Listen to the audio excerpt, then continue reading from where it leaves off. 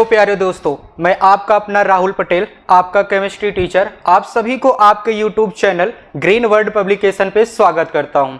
जैसा कि अब तक हम लोगों ने 8 लेक्चर तक कंप्लीट किया था आपके केमिस्ट्री का बिलियन चैप्टर, जो कि केमिस्ट्री का ये फर्स्ट चैप्टर है। ठीक है, उसमें मैंने आप लोगों को 8th लेक्चर तक पढ़ाया था, जिसमें मैंने बहुत सारे क्वेश्चंस कराए थे, बहुत सारे टॉपिक को पढ़ाया था। पर आज हम लोग बात करने जा रहे हैं 9th लेक्चर की, जिसमें हम लोग बात करेंगे लघु उत्तरीय प्रश्नों की। ठीक है ना, लघु उत्तरीय प्रश्नों को हम और आप कैटेगराइज किए हैं फर्स्ट पार्ट और सेकंड पार्ट। इसमें क्या होता है भाई, इसको कैटेगराइज करके पढ़ने की आवश्यकता क्या है। फर्स्ट पार्ट जो होता है ना, उसमें हम लोग 3 मार्क्स अचीव कर सकते हैं। ठीक है, और जो सेकंड पार्ट होता है इसमें मैक्सिमम हम लोग 4 या 5 मार्क्स इतने के प्रॉक्स में अचीव कर सकते हैं। ठीक है ना, तो हम लोग आज बात करने वाले हैं लघु उत्तरीय प्रश्नों के फर्स्ट पार्ट की, जो कि क्वेश्चन नंबर फर्स्ट आपके सामने आने वाला है। ठीक है ना, चलिए स्टार्ट करते हैं। ग्लूकोज के जलीय विलयन का वाष्प दाब जल की तुलना में कम क्यों होता है। भाई आपसे पूछ रहा है कि अगर हम ग्लूकोज की बात करते हैं और जल की बात करते हैं तो ग्लूकोज का वाष्प दाब कम क्यों आएगा, और जब जल की बात कर लेते हैं तो जल का वाष्प दाब क्यों आ जाता है और ज्यादा क्यों आ जाता है। भाई चलिए ध्यान दीजिएगा। इसकी बात अगर हम करना चाहें तो आप लोगों ने पढ़ा होगा कि पदार्थ को 2 पार्ट में कैटेगराइज किया जाता है। वाष्प दाब के आधार पे पदार्थ को कितने भाग में बांटा जाता है। भाई 2 भाग में बांटा जाता है। चलिए ध्यान दीजिएगा, अगर हम पदार्थ को 2 भाग में बांटें, पेन का कलर दूसरा ले लेते हैं यार, रेड कलर अच्छा लगेगा। अगर हम पदार्थ को बांटना चाहें तो पदार्थ को कितने पार्ट में बांट सकते हैं वाष्प दाब के आधार पे या फिर वाष्पशीलता के आधार पे। 2 पार्ट में, एक होता है अवाष्पशील, दूसरा होता है वाष्पशील। अगर हम अवाष्पशील की बात करते हैं, किसकी बात करते हैं भाई, अवाष्पशील की, नॉन वोलेटाइल की बात करते हैं, तो इसमें क्या आते हैं, जनरली इसमें विलेय पदार्थ आते हैं, और ऐसे विलेय पदार्थ आते हैं जो भाप नहीं बनाते हैं, यानी कि वाष्प नहीं बनाते हैं। ठीक है कि नहीं, ठीक है, ठीक है ना। अगर हम बात करें वाष्पशील पदार्थों की, किसकी बात कर लेते हैं भाई, वाष्पशील पदार्थों की बात कर लेते हैं, तो इसमें आपका आता है विलायक। क्या आता है भाई, विलायक आता है। और विलायक जैसे आप बात कर लो जल, जल क्या करता है, उसको गर्म करोगे वाष्प बनेगी कि नहीं बनेगी, बनेगी ना उसमें से वाष्प। चलिए हम लोग बात कर रहे हैं कि पदार्थ 2 पार्ट में हम कैटेगराइज कर सकते हैं वाष्पशीलता के आधार पे, एक अवाष्पशील, दूसरा वाष्पशील। अवाष्पशील विलेय पदार्थ होते हैं, जबकि वाष्पशील विलायक पदार्थ होते हैं। ये आप लोगों को पता होना चाहिए। ठीक है कि नहीं, ठीक है। आपसे प्रश्न में कह रहा है कि ग्लूकोज के जलीय विलयन का वाष्प दाब जल की तुलना में कम क्यों होता है, जल की तुलना में कम क्यों होता है। ध्यान दीजिएगा, विलेय पदार्थ इसमें ग्लूकोज दे रखा है C6H12O6, और विलायक में आपको जल दे रखा है। अगर हम इसको A मान लें या फिर ग्लूकोज को विलेय ही मान लेते हैं, भाई क्या A माने, जब नाम दिया गया है तो क्या ही A माने। आपको इसमें ग्लूकोज दे रखा है और इस वाले बर्तन में आपको दे रखा है जल। क्या दे रखा है, जल दे रखा है।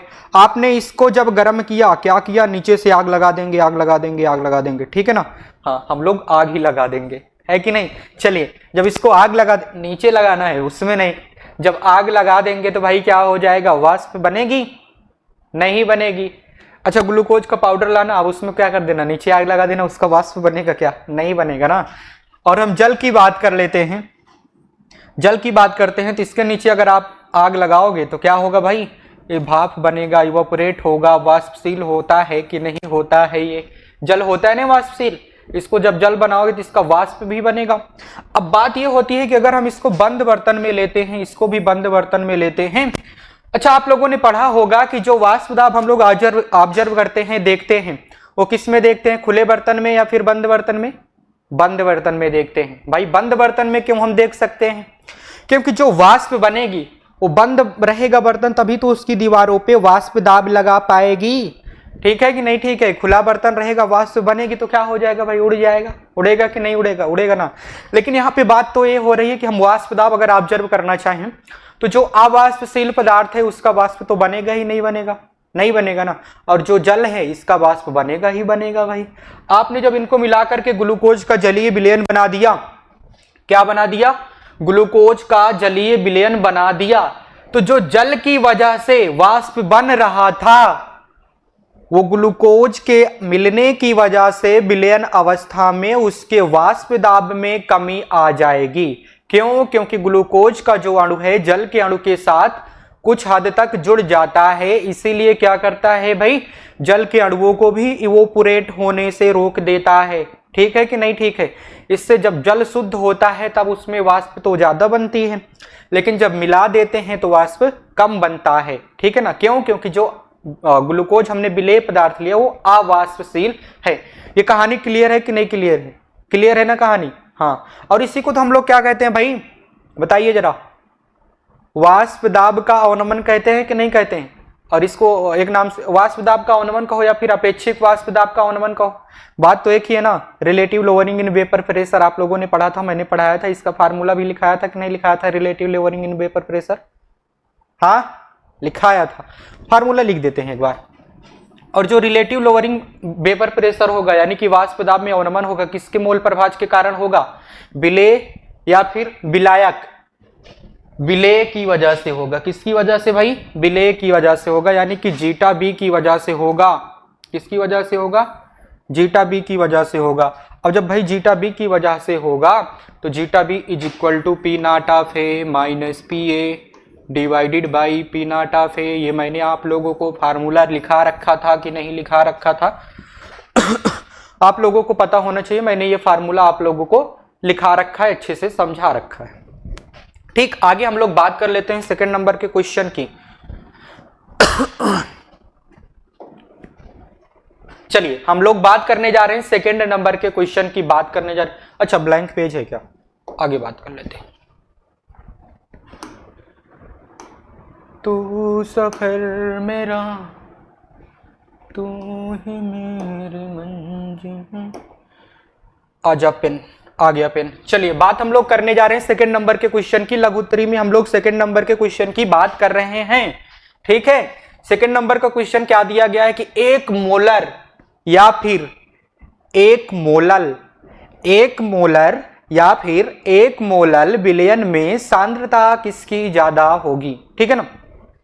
इसमें बात यह करना है कि भाई अगर आपको एक मोलर विलयन दिया जाए या फिर एक मोलल विलयन दिया जाए तो इसमें सांद्रता किसकी ज्यादा होने वाली है? सांद्रता क्या होता है भाई, पता है आप लोगों को? हाँ, सांद्रता डिपेंड करता है कि विलेय पदार्थ हमने कितनी मात्रा में ले रखा है। विलेय पदार्थ हमने कितनी मात्रा में ले रखा है।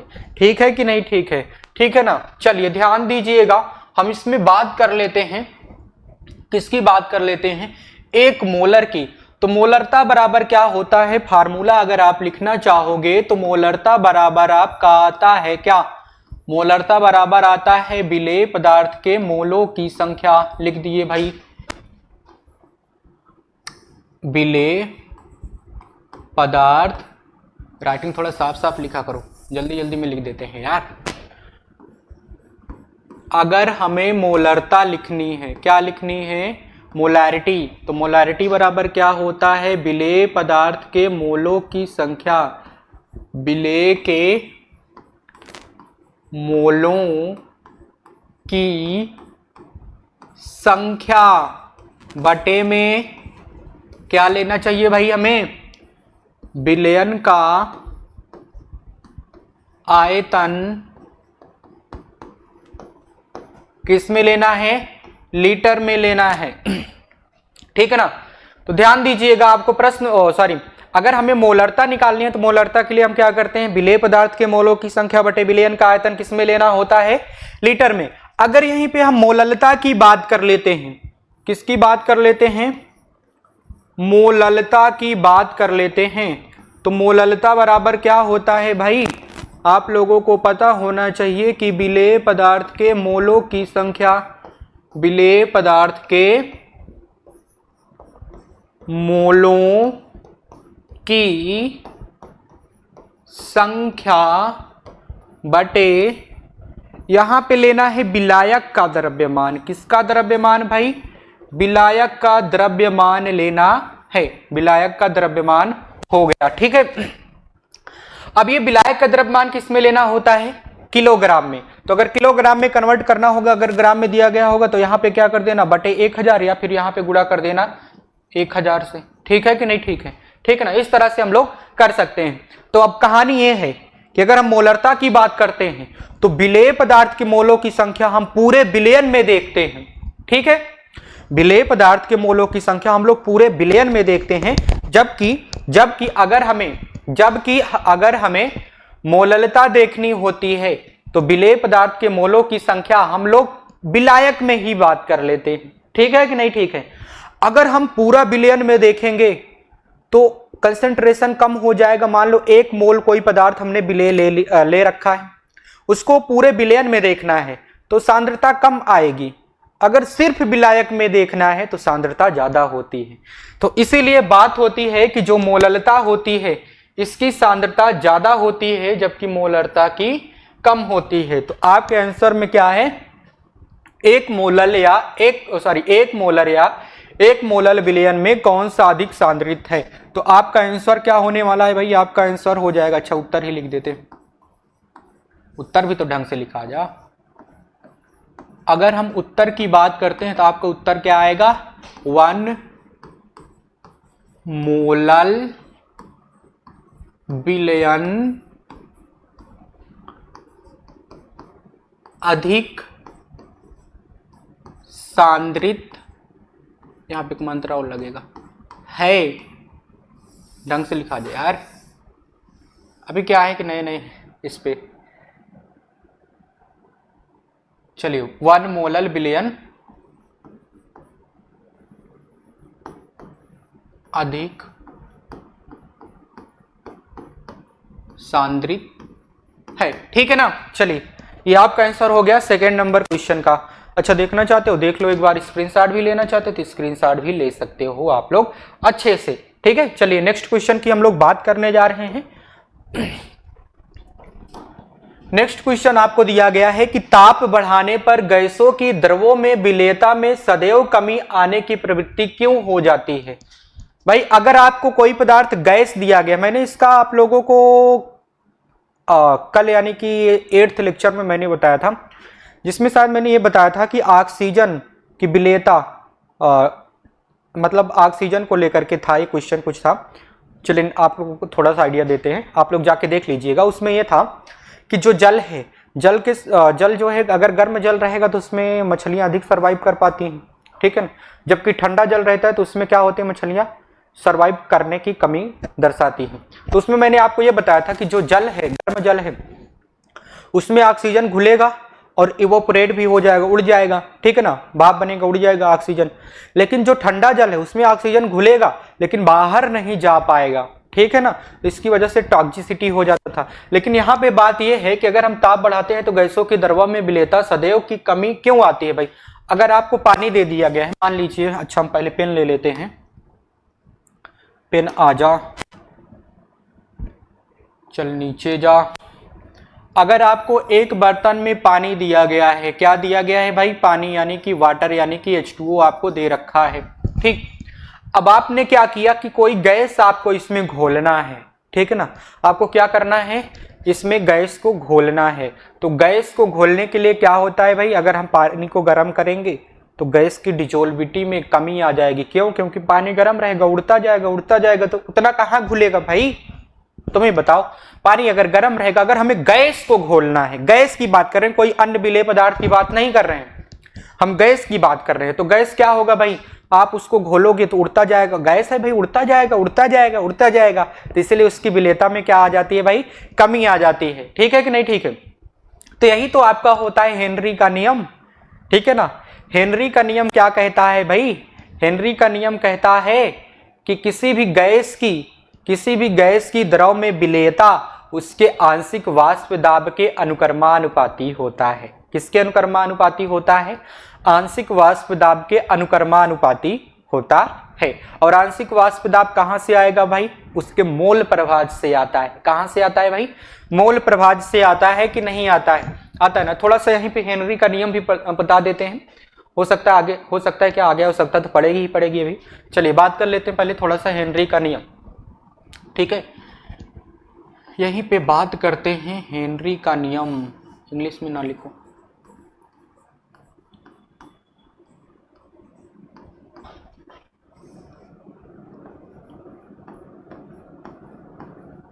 अगर हम हेनरी के नियम की बात करते हैं, हेनरीज लॉ की बात करते हैं भाई, अगर हम हेनरी के नियम की बात करते हैं तो हेनरी का नियम कहता है, क्या कहता है? हेनरी का नियम कहता है कि किसी भी गैस की जल में विलेयता या फिर विलायक में विलेयता उसके मोल प्रभाज के अनुक्रमानुपाती होता है। ठीक है कि नहीं? ठीक है, ठीक है ना? क्या होता है भाई? अनुक्रमानुपाती होता है। क्या होता है? अनुक्रमानुपाती होता है। ठीक, चलिए हम बात करते हैं इसमें।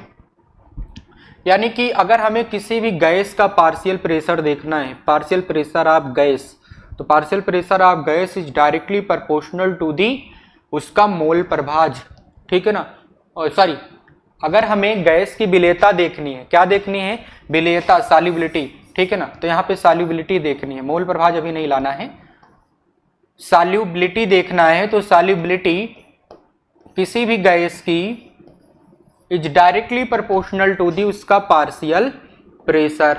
ठीक है, और आप लोगों को पता होना चाहिए, आप लोगों को पता होना चाहिए कि जो पार्शियल प्रेशर होता है राउल्ट के नियम के अकॉर्डिंग वो किसके अनुक्रमानुपाती होता है? उस पदार्थ के मोल प्रभाज के, उस पदार्थ के मोल प्रभाज के अनुक्रमानुपाती होता है। अगर हमें पी ऑफ गैस देखना है, पार्शियल प्रेशर ऑफ गैस देखना है, तो ये किसके अनुक्रमानुपाती है? उसके जीटा ऑफ गैस यानी कि मोल प्रभाज के अनुक्रमानुपाती होता है। ठीक है ना? मोल प्रभाज के अनुक्रमानुपाती होता है। ठीक, चलिए आगे बात करते हैं। आगे बात क्या है भाई? आगे बात यह है कि अगर हम अनुक्रमानुपाती का यहाँ पे चिन्ह हटाएंगे, अगर यहाँ पर हम अनुक्रमानुपाती का चिन्ह हटाएंगे तो यहाँ पर हेनरी का एक स्थिरांक लग जाता है।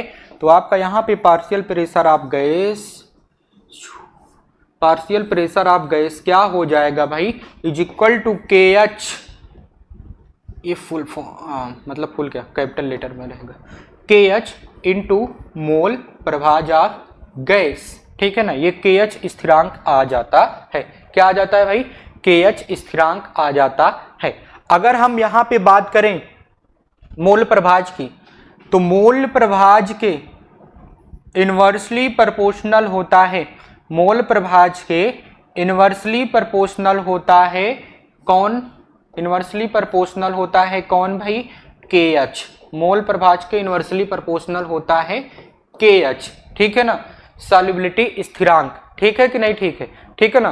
हाँ, क्या होता है? मोल प्रभाज के इनवर्सली प्रोपोर्शनल होता है विलेयता स्थिरांक। ठीक है ना? हाँ, चलिए आगे बात कर लेते हैं। ये तो रहा हेनरी का नियम। अब बात यह होती है कि ताप बढ़ाने पर गैसों की द्रवों में विलेयता में सदैव कमी आने की प्रवृत्ति क्यों होती है? तो अगर हम इसको सिंपल लैंग्वेज में कहना चाहें कि अगर हमें किसी गैस को द्रव में मिलाना है तो उस केस में कमी क्यों आ जाएगी? क्योंकि भाई वाष्प दाब में कमी, हाँ, वाष्प विलेयता में सदैव कमी क्यों आती है? हाँ भाई, हमने मिलाया, ठीक है ना? विलेयता में अगर हम ज्यादा उसमें क्या करेंगे?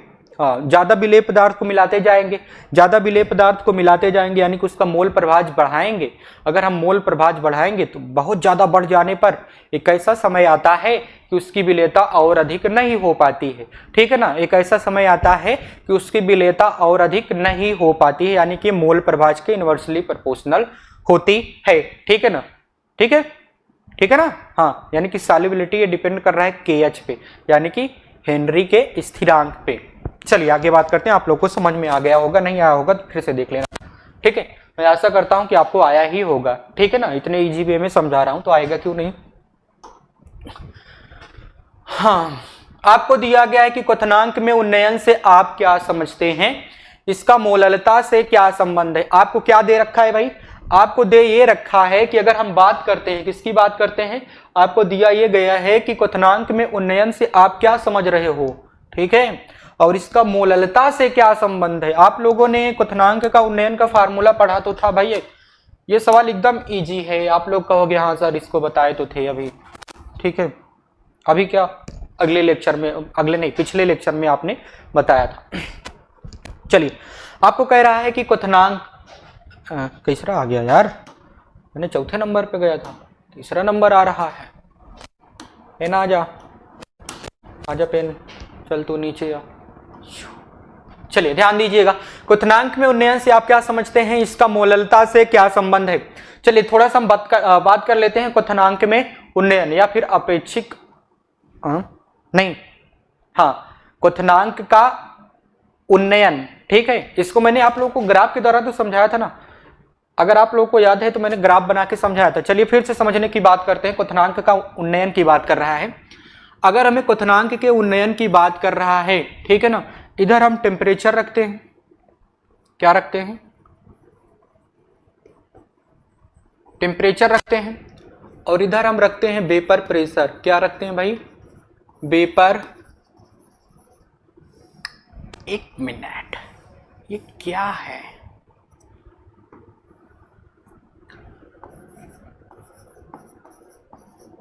वेपर प्रेशर की अगर हम बात करते हैं भाई, एक तरफ टेम्परेचर, एक कोऑर्डिनेट पे अगर हम टेम्परेचर रखें, कोऑर्डिनेट पे वेपर प्रेशर को रखें, तो इसमें क्या हो जाएगा, मान लीजिए आपको कोई विलायक पदार्थ दिया गया है और वो विलायक पदार्थ किसी इतने टेम्परेचर पे ही 1 एटीएम दाब दे रहा है। कितना दे रहा है भाई, 1 एटीएम, ये वाला एटीएम नहीं, 1 एटीएम आपको दाब दे रहा है इतने ही टेम्परेचर पे। मान लो यहां तक टेम्परेचर हमने कर दिया है तो 1 एटीएम दाब हमें मिल जा रहा है। अब बात यह होती है कि भाई अगर हम इस विलायक में कोई ऐसा अवाष्पशील विलेय पदार्थ मिला दें जिससे वाष्प दाब में कमी आ जाए, तो भाई जब हम अवाष्पशील विलेय पदार्थ को मिलाएंगे और ये विलयन बन जाएगा, तो विलयन बनने पर अगर हमें उतना ही वाष्प दाब प्राप्त करना है, भाई वाष्प दाब में कमी आएगी, फिर भी हमें अगर उतना ही वाष्प दाब प्राप्त करना है तो हमको टेम्परेचर क्या करना पड़ेगा भाई, टेम्परेचर ये देखो इतना इंक्रीज करना पड़ा कि नहीं करना पड़ा, करना पड़ा ना। इसी को हम लोग क्या लिखते हैं भाई, डेल्टा टी बी। ठीक है ना, ठीक है कि नहीं, ठीक है, इतना टेम्परेचर आपको क्या करना पड़ा, इंक्रीज करना पड़ा। ये है शुद्ध अवस्था में टीबी, यानी कि टीबी नॉट, ये है जब विलयन बन गया तब टीबी। ठीक है ना, तब का बॉइलिंग पॉइंट। ठीक, ठीक है ना। हाँ, अब कह रहा है कि क्वथनांक में उन्नयन से आप क्या समझते हैं, इसका मोललता से क्या संबंध है। अच्छा, आप लोगों को क्वथनांक के उन्नयन का फार्मूला मैंने लिखाया था ना, हाँ लिखाया था, फिर भी लिख दे रहा हूं। डेल्टा टीबी बराबर क्या था भाई, डेल्टा टीबी बराबर के बी इंटू उसकी मोलालिटी। ये फार्मूला एक तो था, और दूसरा फार्मूला था डेल्टा टीबी जब आयन बनते थे, डेल्टा टीबी बराबर आई इंटू के बी इंटू मोलालिटी। ये था कि नहीं था, था ना, ये भी फार्मूला था ये फार्मूला दिख रहा है अच्छे से, 1 मिनट में चेक कर लेता हूं।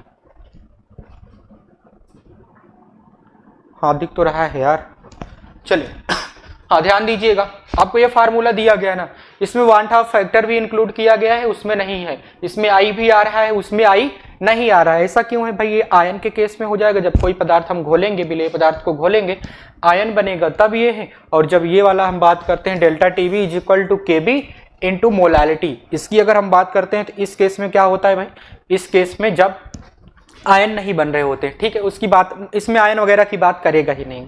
ठीक, चलिए इस वाले क्वेश्चन, इस वाले फार्मूले की हम बात करते हैं, इसकी नहीं बात करते हैं। ठीक, इसमें संबंध क्या है भाई, चलिए हम संबंध बताते हैं इसमें थोड़ा सा। डेल्टा टीबी में क्वथनांक में उन्नयन से आप क्या समझते हैं, इसका मोललता से क्या संबंध है। चलिए ध्यान दीजिएगा, ध्यान दो, इससे संबंध क्या है भाई। आप देखो जरा, डेल्टा टीबी बराबर क्या हो जाएगा भाई, केबी तो आपको दिया जाएगा, केबी रहने दो, इंटू में मोलालिटी क्या होता है पता है आप लोगों को, मोललता, फार्मूला लिख दो बस, काम खत्म। ठीक है, जब आपको डेल्टा टीबी निकालना होता है तो क्या करते हो भाई, उसमें केबी यानी कि बॉइलिंग पॉइंट का स्थिरांक लिखते हो, इंटू उसकी मोलालिटी लिखते हो फार्मूले में कि नहीं लिखते हो, लिखते हो ना। यानी कि क्या आपको अगर बोला जाए, यहीं पे थोड़ी सी बात कर लेते हैं, कहाँ, यहाँ कर लेते हैं। अगर आपको बोला जाए कि डेल्टा टीबी किसके अनुक्रमानुपाती है, तो directly proportional to the molality होता है। ठीक है ना, मोललता पे निर्भर करता है, किस पे निर्भर करता है, मोललता पे निर्भर करता है। ठीक है, हाँ, तो मोलालिटी के लिए क्या होता है भाई, विलेय के मोलों की संख्या, तो विलेय के मोलों की संख्या बटे विलेय के मोलों की संख्या यान हम लिख देते हैं, बटे में विलायक का द्रव्यमान किलोग्राम में। किसका द्रव्यमान, विलायक का द्रव्यमान, थोड़ा बड़ा करते हैं भाई, यन अपान विलायक का द्रव्यमान द्रव्यमान किस में लेना है भाई, केजी में लेना है, ठीक है ना। तो ये आपका फार्मूला बनता है, यानी कि आपसे कह रहा है कि जो क्वथनांक का उन्नयन होता है वो किसके अनुकर्मानुपाती होता है, किसके अनुकर्मानुपाती होता है। मैंने इसको पढ़ा रखा है यार, आप लोग डिटेल में जाइएगा, मेरे सारे लेक्चर को फॉलो करिएगा। मैंने लगभग हर जगह पे जहाँ पे भी इसका जिक्र होता था मैंने वहाँ पे हर जगह आप लोगों को पढ़ा रखा है, ठीक है कि नहीं, ठीक है। आप लोग सारे लेक्चर को देखिएगा, क्योंकि सारे लेक्चर में ही छोटे छोटे कॉन्सेप्ट मैंने इंक्लूड किया है, ठीक है ना, और बिंदास तरीके से मैंने आप लोगों को पढ़ाया, जाके देख लीजिएगा, ठीक है ना। तो आपको कह रहा है कि अगर हमें क्वथनांक में उन्नयन देखना है तो किसके अनुकर्मानुपाती हो जाएगा, ये मोलालिटी के अनुकर्मानुपाती होता है, ठीक है। हाँ, आप लोग चेक कर लीजिएगा जाके, ठीक, देख लीजिएगा वीडियो, जो पिछला लेक्चर्स हैं उनमें आप जाके देख लीजिएगा, ठीक है। चलिए ध्यान दीजिएगा, आपको पढ़ा दिया है। फोर्थ नंबर, 5th नंबर है आपका, क्या है भाई,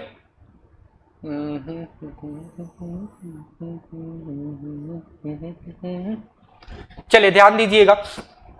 आपसे कह रहा है, आपसे क्या कह रहा है, आपसे ये कह रहा है, आपसे क्या कह रहा है, आपसे ये कह रहा है कि क्या कह रहा है भाई, परासरण दाब को उदाहरण सहित समझाइए। परासरण दाब एक्चुअल में होता क्या है, इसको थोड़ा सा समझाने की आप कोशिश कर दीजिए, ठीक है। इसको थोड़ा सा हम आप लोगों को समझा देते हैं। पहले पेन देख लेते हैं कौन सा कलर है, अब थोड़ा दूसरा कलर ले लेते हैं यार, रेड कलर आ जा, नहीं ब्लैक आ जा, ब्लैक मुझे पसंद है। आप लोग समझ सकते हो कि मुझे ब्लैक क्यों पसंद है। चलिए ध्यान दीजिएगा, हम लोग बात करते हैं परासरण दाब की, थोड़ी सी बात कर लेते हैं। आप लोग को मैंने समझाया भी था, लेकिन फिर से बता देते हैं, क्योंकि आप लोग हो बैल बुद्धि, नहीं यार सब लोग बिंदास तरीके से पढ़ने वाले हो कि बैल बुद्धि तो वो होता है जो ढंग से समझाता नहीं है। बच्चे क्या करें, बच्चे तो समझने की कोशिश करते हैं भाई। यहाँ पे आपको एक बर्तन दिया गया, उस बर्तन में एक पार्चमेंट के बीच में झिल्ली लगा दिया गया, यानी कि सेमी परमेबल मेम्ब्रेन, अर्ध पारगम्य झिल्ली को लगा दिया गया है। अब जब भाई अर्ध पारगम्य झिल्ली को लगा देने पर क्या होता है भाई, आपने इस तरफ कोई पदार्थ लिया है, ठीक है, आपने मान लीजिए कि इस तरफ आपने लिया है जल और इस तरफ आपने लिया है नमक, ठीक है। तो अब क्या हो जाएगा कि जो जल के अणु होंगे ना, जो जल के अणु होंगे वो डिफ्यूज होते हैं, ठीक है ना, इधर जाएंगे, विसरित हो जाएंगे, इधर को चले जाएंगे, ठीक है। उधर कंसंट्रेशन नमक की ज्यादा है, इधर नहीं है, तो क्या हो जाएगा भाई, इधर जल है तो जल के अणु क्या होंगे, उस पार्चमेंट झिल्ली से पार हो जाते हैं, ठीक है ना, हाँ उसमें जाके मिल जाएंगे। अगर हमें कुछ ऐसा प्रेशर अप्लाई करना हो कि हम क्या कर सकें, ये जो जल के अणु इसमें आ रहे हैं इनको हम रोक सकें, ऐसा प्रेशर हम लोग क्या कर दें भाई, अप्लाई कर दें कि जो जल का अणु है उसको हम लोग क्या कर सकें, रोक सकें। तो जब जल के अणुओं को डिफ्यूज होने से हम लोग रोकते हैं तो उसको हम लोग क्या नाम देते हैं, ऑस्मोटिक प्रेशर नाम देते हैं। क्या नाम देते हैं भाई, ऑस्मोटिक प्रेशर नाम दे देते हैं, ठीक, क्या नाम दे देते हैं भाई, ऑस्मोटिक प्रेशर नाम दे देते हैं। तो भाई आपने यहाँ पे जो प्रेशर लगाया उसका वही तो है ऑस्मोटिक प्रेशर, ठीक। आप लोग इसका परिभाषा आप लोग लिख सकते हो, ठीक है। अब कह रहा है कि इसको कैसे अणुसंख्य गुणधर्म के रूप में आप प्रदर्शित कर सकते हो, अणुसंख्य गुणधर्म के रूप में आप लोग कैसे प्रदर्शित कर सकते हो। चलिए ध्यान दीजिएगा, परासरण दाब एक दाब होता है जिसको पाई से रिप्रेजेंट किया जाता है। किससे रिप्रेजेंट किया जाता है भाई, पाई से रिप्रेजेंट किया जाता है, ठीक है ना। ये पाई किस पे डिपेंड करती है, ये पाई अनुकर्मानुपाती होती है टेम्परेचर के, इस पे भी डिपेंड करेगा परासरण दाब, टेम्परेचर पे भी डिपेंड करेगा, और ये परासरण दाब डायरेक्टली प्रोपोर्शनल होता है मोलरता के। किसके डायरेक्टली प्रोपोर्शनल होता है, मोलरता के, यानी कि आपके टेम्परेचर पे भी ये डायरेक्टली प्रोपोर्शनल है और मोलरता के भी डायरेक्टली प्रोपोर्शनल है, ठीक। अगर हम इसका फार्मूला बनाना चाहें, क्या बनाना चाहें, फार्मूला बनाना चाहें, ठीक है ना, ठीक। चलिए ध्यान दीजिएगा, अगर हम फार्मूला बनाना चाहते हैं, ठीक है, तो आपको ये क्या बनेगा भाई, पाई, हाँ अब ये प्रोपोर्शनल का चिन्ह हटाओ, अनुकर्मानुपाती का चिन्ह हटाओगे तो बराबर लगेगा और कोई एक स्थिरांक आ जाएगा, आएगा कि नहीं आएगा, और यहाँ पे स्थिरांक क्या हो जाएगा भाई, स्थिरांक हो जाएगा आर, ठीक है, आर जो कि रिडबर्ग गैस कांस्टेंट होता है 0.0821, 0.0821 एक एटीएम और सॉरी लीटर एटीएम पर मोल केल्विन कितना हो जाता है 0.0821 लीटर एटीएम पर मोल केल्विन कितना मान होता है यार का भी हम लिख देंगे, ठीक है, या मोलारिटी इंटू टी, ठीक है। अगर हम पी तो प्रेशर है, इसको हम सॉरी पाई क्या है भाई प्रेशर है, इसको पी से रिप्रेजेंट कर सकते हैं, तो पी से मैंने रिप्रेजेंट कर दिया, इज इक्वल टू क्या हो जाएगा भाई, यम क्या होता था, यम होता है मोलों की संख्या बटे बिलियन का आयतन, तो मोलों की संख्या एन हमने लिख दिया बटे बिलियन का आयतन बी लिख दिया, R T into R T, ठीक है ना, कर दिया कि नहीं कर दिया ना, ऐसे भी हो जाएगा। और इसको सरल करना चाहोगे तो ये क्या हो जाएगा भाई, P और V को इधर भेजोगे तो क्या हो जाएगा, PV is equal to n R T हो जाएगा कि नहीं हो जाएगा भाई। ये आप लोगों ने गैसीय नियम पढ़ा था कि नहीं पढ़ा था, PV is equal to n R T, कभी तो पढ़े होगे, हाँ पढ़े है ना, नो नहीं पढ़े हो ना, पढ़े हो, चलिए ये है गैसीय नियम, PV is equal to n R T क्या होता है भाई, गैसीय नियम होता है, ठीक है। या इसको लिखो फार्मूला या फिर इससे लिखो, बात तो एक ही है, तो हमारा फार्मूला कौन काम में आएगा, ये आएगा। आर का मान कितना होता है, आर का मान आपको लिख देते हैं, आर का मान होता है 0.0821 लीटर एटीएम पर मोल केल्विन, ठीक है, आर का मान ये होता है। चलिए आगे बात करते हैं, उदाहरण भी पूछा है क्या इसमें, उदाहरण कौन सा दिया जाए प्रसारण दाब में, यही तो बात कर लेते हैं यार। उदाहरण में जैसे आपको यहाँ पे नमक दिया गया है, नमक दिया गया और उस साइड पे आपको जल दे दिया गया एक ही बर्तन में, और बीच में एक पार्चमेंट झिल्ली लगा दिया गया। पार्चमेंट झिल्ली का काम ये होता है कि ये क्या कर दे, विसरण मतलब पदार्थों को अलग तो करे लेकिन अणुओं के मूवमेंट को रोक ना पाए, ठीक है, ठीक है ना, हाँ, यानी कि जब कंसंट्रेशन बढ़ाओगे तो लो कंसंट्रेशन से मूव कर, लो कंसंट्रेशन किसका लेना है, हाँ विलेय के कंसंट्रेशन की बात करते हैं, तो लो कंसंट्रेशन से जो विलायक के अणु रहेंगे हाई कंसंट्रेशन की ओर जाएंगे कि नहीं जाएंगे, ठीक है ना, हाँ आप लोग इसको रिकॉल कर लीजिएगा, मतलब सुन लीजिएगा अच्छे से, ठीक है ना। हाँ आगे बात करते हैं, आपका ये फार्मूला बन गया, आपने यहाँ पे नमक लिया है और यहाँ पे आपने क्या ले लिया है भाई, आपने क्या ले लिया है, क्या रखा है, यहाँ पे आपने जल ले रखा है। अच्छा इसका एक अच्छा सा एग्जांपल ये हो जाएगा जब हम लोग अचार बनाते हैं, ठीक है ना, तो अचार बनाते समय हम लोग क्या करते हैं, अचार बनाते समय हम लोग क्या करते हैं, उसमें नमक की कंसंट्रेशन ज़्यादा रखते हैं, क्योंकि अचार में थोड़ा बहुत जो पानी है ना, वो पानी को नमक सोख ले, क्या कर ले, खींच ले, ठीक है ना, ऑस्मोसिस करा दे उसका, ठीक। चलिए आगे बात करते हैं, 5th नंबर का क्वेश्चन हो गया। 6th नंबर का क्वेश्चन है कि निम्न विलेनों में से किसका प्रसारण दाब अधिक होगा, कारण सहित समझाइएगा, ठीक है ना। मैंने आप लोगों को प्रसारण दाब किसके अकॉर्डिंग पढ़ाया था, ध्यान दीजिएगा। प्रसारण दाब 1/2 फैक्टर के इनवर्सली प्रोपोर्शनल होता है, किसके, 1/2 फैक्टर के इनवर्सली प्रोपोर्शनल होता है, यानी कि अगर हम प्रसारण दाब की बात करते हैं, आजा पेन किधर गया है तो नीचे चला जा, ठीक है, हाँ पेन की बात करते हैं, पेन की क्या बात करते हैं, 6th नंबर के क्वेश्चन की बात करते हैं। 6th नंबर के क्वेश्चन में दिया गया है कि निम्न विलयनों में से किसका प्रसारण दाब अधिक होगा, यही तो कह रहा है ना। हाँ चलिए ध्यान दीजिएगा, आपको दिया गया है 0.1 मोलर ग्लूकोज, मोलर यानी कि मोलरता वाला, और आपको दिया गया 0.1 मोलारिटी का सोडियम क्लोराइड। ये मोलारिटी तो दोनों में सेम है भाई, इसकी भी सेम है, इसकी भी सेम है। तो अब हम बात किसकी करेंगे, अब हम लोग बात कर लेंगे किसकी भाई, पेन तो यहाँ पे आ जा। अब हम लोग बात करने जा रहे हैं कि इनका 1/2 फैक्टर, अच्छा पहले हम लिख देते हैं रिलेशन क्या है इसमें। अगर हम ऑस्मोटिक प्रेशर की बात करते हैं, ऑस्मोटिक प्रेशर की बात करते हैं, प्रसारण दाब की बात करते हैं, तो इनवर्सली प्रोपोर्शनल होता है 1/2 फैक्टर के। जिसका 1/2 फैक्टर ज्यादा आएगा उसमें ऑस्मोटिक प्रेशर कम हो जाएगा, ठीक है कि नहीं, ठीक है, ठीक है ना। चलिए ध्यान दीजिएगा, आपको क्या दे रखा है, 0.1 मोलरता का ग्लूकोज और 0.1 मोलरता का sodium chloride.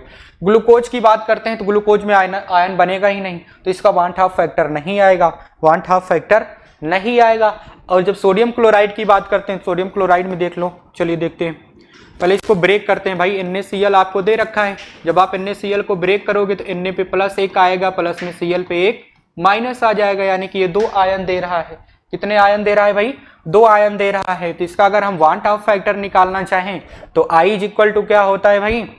1 plus n minus 1 into alpha. ये होता है कि नहीं होता है? होता है ना, ठीक है। यहाँ पे n क्या है? n है आयनों की संख्या। क्या है भाई? n आयनों की संख्या। और अल्फा क्या होता है भाई? अल्फा होता है डिसोसिएशन कांस्टेंट यानी कि वियोजन स्थिरांक। अल्फा क्या होता है भाई? डिसोसिएशन कांस्टेंट यानी कि वियोजन स्थिरांक होता है। चलिए ध्यान दीजिएगा, इस केस में I की अगर हम बात करें तो I is equal to 1 plus n कितना है? 2 माइनस 1 इंटू अल्फा। ये देखो सोडियम क्लोराइड पूरी तरीके से टूट रहा है ना NaCl में। अगर ये पूरी तरीके से टूट रहा है तो अल्फा का मान 1 आता है। डिसोसिएशन कांस्टेंट 1 होता है। तो कितना हो जाएगा? 2 में से माइनस 1 जाएगा तो कितना हो जाएगा भाई? 1 बचेगा ना। 2 में से 1 घटाओगे तो कितना बचेगा? 1। और 1 का 1 मल्टीप्लाई करोगे तो 1 प्लस में 1 कितना हो जाएगा? I इज इक्वल टू 2 हो जाएगा। किसके लिए? NaCl के लिए। NaCl के लिए। लेकिन जब आप बात करते हो किसके लिए? किसके लिए भाई? ग्लूकोज के लिए बात करते हो तो ग्लूकोज का डिसोसिएशन कांस्टेंट नहीं होगा। डिसोसिएशन कांस्टेंट नहीं होगा। तो भाई जब डिसोसिएशन कांस्टेंट नहीं होगा, आयनित ही नहीं होगा, तो यहाँ पे 0, यहाँ पे सारा कुछ 0, तो इसका हम वांट ऑफ फैक्टर 0 मान लेते हैं। ठीक है, कितना मान लेते हैं? 0 मान लेते हैं। तो वहां पे लिखा क्या गया है भाई? ऑस्मोटिक प्रेशर अगर हमें देखना है तो डायरेक्टली इनवर्सली प्रोपोर्शनल होता है I के। तो I जिसका कम रहेगा उसका ऑस्मोटिक प्रेशर ज्यादा रहेगा, और I जिसका ज्यादा रहेगा उसका ऑस्मोटिक प्रेशर कम हो जाएगा। यानी कि NaCl का ऑस्मोटिक प्रेशर कम होगा और ग्लूकोज का ज्यादा होगा ऑस्मोटिक प्रेशर। ठीक है ना? हाँ, ग्लूकोज का परासरण दाब अधिक होता है।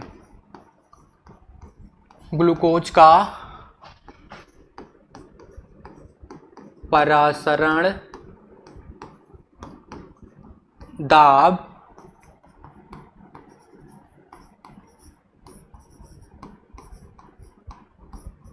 अधिक होता है। चलिए, हो गया ना ये क्वेश्चन। आगे बात कर लेते हैं। आगे बात क्या दिया गया भाई? 7वें नंबर के क्वेश्चन की बात करते हैं। तो समपराशरी विलयन किसे कहते हैं? उदाहरण सहित समझाइए। समपराशरी विलयन। समपराशरी का मतलब यहां पे हम ये समझ सकते हैं कि ऐसे आपको 2 विलयन दे रखे हैं जिनका परासरण दाब सेम आ रहा हो। ठीक है ना? जैसे हम बात कर लेते हैं। अच्छा, थोड़ा सा लिख देते हैं कि समपराशरी विलयन एक्चुअल में है क्या? 2 ऐसे विलयन जिनका परासरण दाब समान हो।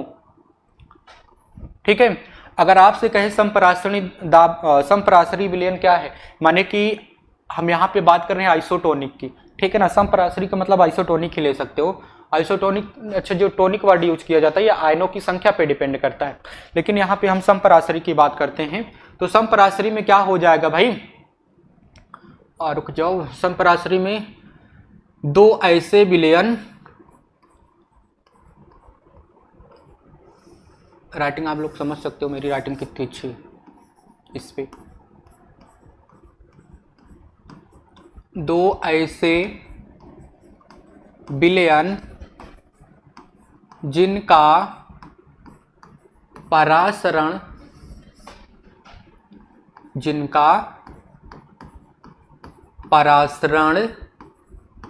दाब समान हो। परासरण दाब क्या हो भाई?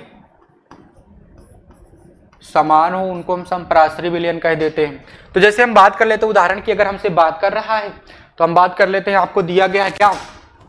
आपको दिया गया है NaCl। क्या दिया गया है? NaCl दिया गया है।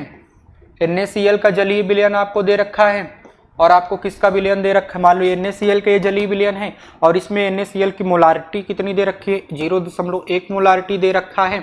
और आपको देख रखा है पोटेशियम क्लोराइड का विलयन। किसका दे रखा है भाई? पोटेशियम क्लोराइड का विलयन दे रखा है। KCl का दे रखा है, इसकी भी मोलारिटी सेम ही है, 0.1 मोलारिटी है। ठीक, तो भाई जब मोलरता दोनों की समान है,